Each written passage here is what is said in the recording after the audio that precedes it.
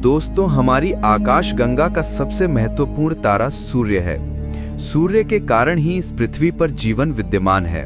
यदि ये सूर्य न होता तो हमारी पृथ्वी पर जीवन का अस्तित्व ही न होता। लेकिन दोस्तों, इन दिनों इसी सूर्य पर केंद्रित विभिन्न ब्रह्मांडीय दृश्य पूरी दुनिया में देखे जा रहे हैं और ये ब्रह्मांडीय दृश्य मुझे और आपको पूरी तरह से आश्चर्यचकित कर रहे हैं। आप में से बहुत से लोग नहीं जानते होंगे, लेकिन पिछले कुछ दिनों से हमारी पृथ्वी पर सूर्य पर केंद्रित कई ऐसे दृश्य देखे गए हैं जिन्हें देखने के बाद पूरी दुनिया में हलचल मच गई है और स्वाभाविक रूप से ये दृश्य मीडिया की सुर्खियों में भी छाए हुए हैं। पिछले कुछ दिनों से कभी सूर्य के चारों ओर एक ब्रह्मांडीय वलय देखा गया है, तो कभी पृथ्वी पर कुछ स्थानों पर आकाश में एक साथ 7 सूर्य भी देखे गए हैं। लेकिन दोस्तों, अब सवाल ये है कि क्या ये दृश्य केवल ब्रह्मांडीय दृश्य हैं या इनके पीछे कुछ और महत्वपूर्ण रहस्य छिपे हैं?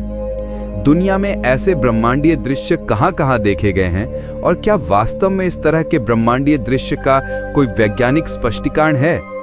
इन सभी सवालों के जवाब हम आज अपने वीडियो में देने वाले हैं। तो दोस्तों, आज का हमारा वीडियो आपको अंत तक जरूर देखना चाहिए। लेकिन उससे पहले आप में से जिन्होंने अभी तक हमारे चैनल को सब्सक्राइब नहीं किया है, वे हमारे चैनल को सब्सक्राइब जरूर करें और उसके आगे दिए गए बेल आइकन को दबाएं। तो चलिए शुरू करते हैं। सनडॉग। दोस्तों, इस बारे में बात करने से पहले मैं आपके सामने एक छोटी सी चीनी परिकथा प्रस्तुत करना चाहूंगा।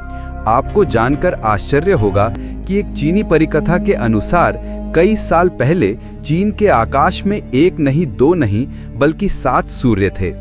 ये सूर्य आकार और आयतन में हमारे वर्तमान सूर्य से कई गुना बड़े थे और उनकी शक्ति भी हमारे वर्तमान सूर्य से कई गुना अधिक थी।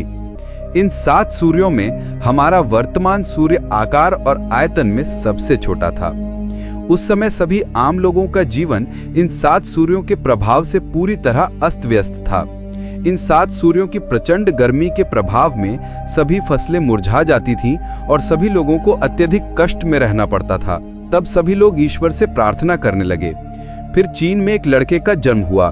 उस लड़के के पास कुछ दिव्य शक्तियां थीं।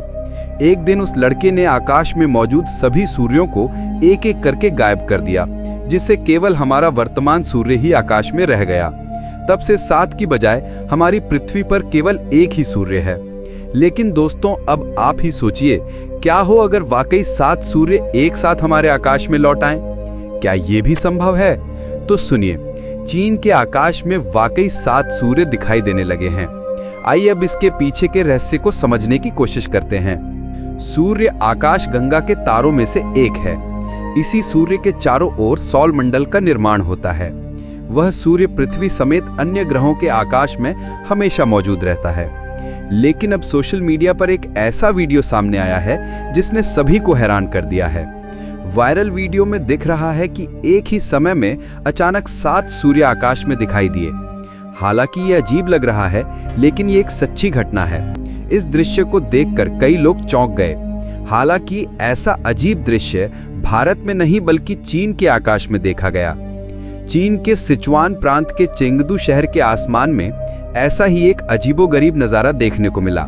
मालूम हो कि 18 अगस्त को चीन के आसमान में 7 और 7 सूर्य दिखाई दिए और स्वाभाविक रूप से ये दृश्य पल भर में सोशल मीडिया पर फैल गया। इस वीडियो को शंघाई डेली नामक एक समाचार आउटलेट ने भी सोशल मीडिया पर शेयर किया। बाद में ये तस्वीर और वीडियो पूरे देश में फैल गई और पूरी दुनिया में फैल गया। हालांकि वैज्ञानिकों ने दावा किया है कि यह कोई चमत्कार नहीं है, इसके पीछे सनडॉग या पारहेलियन है। वैज्ञानिकों के अनुसार चीन के आसमान में 7 और 7 सूर्य वास्तव में दिखाई नहीं दिए। वास्तव में यह सब एक ऑप्टिकल भ्रम है। ऐसा माना जाता है कि पृथ्वी के वायुमंडल में छोटे बर्फ के क्रिस्टल के माध्यम से सूर्य का प्रकाश अपवर्तित हुआ था, जिसके कारण यह ऑप्टिकल भ्रम उत्पन्न हुआ। माना गया है कि हालांकि सनडॉग या पारहेलियन एक दुर्लभ घटना है। वायुमंडल के समताप मंडल में बर्फ के बादल जमा होते हैं, जो नंगी आंखों से पूरी तरह से अदृश्य होते हैं। बादलों में मिश्रित बारीक बर्फ के क्रिस्टल के माध्यम से सूर्य का प्रकाश अपवर्तित होता है। जमीन से 50 किलोमीटर की ऊंचाई पर बना बर्फ का बादल बहुत पतला होता है। हालांकि ये बर्फ आंखों से दिखाई नहीं देती है, लेकिन ये ऊपर की परत में मौजूद होती है। वहीं से ये वलय बनता है। जब सूर्य का प्रकाश इस वलय से होकर अपवर्तित होता है तो सूर्य के कई प्रतिबिंब बनते हैं। ऐसा लगता है मानो आंखों के सामने कई सूर्य दिखाई दे रहे हों। ऐसा दृश्य मुख्यतः उन क्षेत्रों में दिखाई देता है जहां तापमान बहुत कम होता है। सूर्य प्रभा, जिस ब्रह्मांडीय घटना पर हम अब चर्चा करेंगे उसे सूर्य प्रभा या सूर्य वलय कहते हैं। लेकिन सूर्य कहे जाने के बावजूद इस प्रकार की ब्रह्मांडीय घटना न केवल सूर्य में बल्कि चंद्रमा में भी देखी जा सकती है। जब हम कभी कभी दिन के आकाश में सूर्य या रात के आकाश में चंद्रमा को देखते हैं तो हम देखते हैं कि चंद्रमा के चारों ओर एक वृत्त बना हुआ है। ये चंद्रमा के चारों ओर एक वृत्त बना हुआ है। बहुत से लोग ये सोचते हैं कि ये क्यों या कैसे बनता है।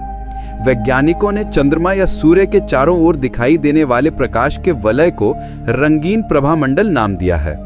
प्रश्न ये है कि ये क्यों बनता है। इस मामले में इंग्लिश में एक कहावत है, रिंग राउंड द मून, जिसका अर्थ है जल्दी ही बारिश, या चंद्रमा के चारों ओर एक वृत्त बनने का अर्थ है आने वाली बारिश।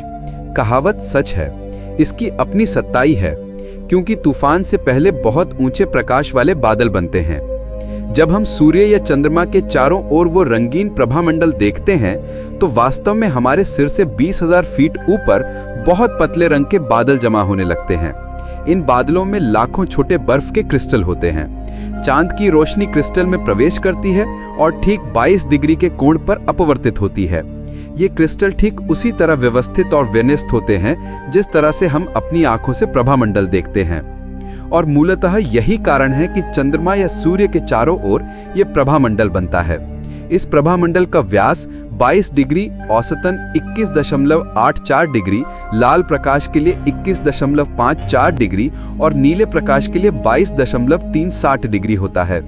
फिर 46 डिग्री का एक प्रभामंडल भी दिखाई देता है, लेकिन यह बहुत नगण्य होता है। जब क्षितिज से सूर्य की ऊंचाई 15 से 27 डिग्री होती है तो 46 डिग्री का एक प्रभामंडल बनता है जो 22 डिग्री से 2 गुना बड़ा होता है। जब आप चंद्रमा के चारों ओर एक प्रभामंडल देखेंगे तो ध्यान से देखिए, क्योंकि चांद की रोशनी बहुत तेज नहीं होती है तो चंद्रमा का प्रभामंडल लगभग रंगहीन होता है। लेकिन अगर आप गौर से देखेंगे तो पाएंगे कि चंद्रमा के प्रभामंडल का रंग अंदर के किनारे पर लाल है और बाहरी किनारे पर नीला है। सूर्य के प्रभामंडल के चारों ओर देखने पर ये रंग बहुत आसानी से दिखाई देते हैं। इसके अलावा जब आप चंद्रमा या सूर्य के चारों ओर प्रभामंडल देखेंगे तो आप देखेंगे कि वलय का आंतरिक भाग साफ है, जबकि बाहरी भाग अपेक्षाकृत अधिक रंग में बिखरा हुआ है। अगर आप आगे देखेंगे तो पाएंगे कि वलय के चारों ओर का आकाश सामान्य से ज्यादा गहरा है। 3 फरवरी 2015 की रात को एस्टोनिया के आकाश में चंद्रमा के प्रभामंडल के अंदर बृहस्पति भी काफी साफ दिखाई दिया। तो दोस्तों, आज के लिए बस इतना ही।